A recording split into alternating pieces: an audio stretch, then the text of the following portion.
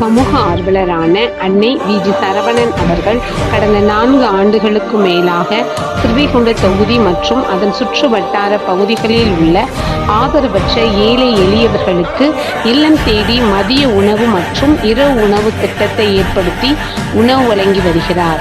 இந்நிலையில் தமிழக வெற்றிக் கழகத்தின் ஐம்பெரும் கொள்கை தலைவர்களில் ஒருவரான சமூக ஆர்வலர் அஞ்சலையம்மாளை கொள்கை தலைவராக அறிவித்ததன் ஈர்ப்பால் தமிழக வெற்றிக் கழகத்துடன் இணைந்து தமிழக வெற்றிக் கழக தலைவர் தளபதி திரு விஜய் அவர்களின் ஆசியுடன் கழக பொதுச் செயலாளர் அண்ணன் புசியன் ஆனந்த் அவர்களின் வழிகாட்டுதலின்படியும் 1000வது நாள் மதிய உணவு மற்றும் இரவு உணவு திட்டத்தை தமிழக வெற்றிக் கழகத்துடன் இணைந்து வழங்கி வருகிறார்.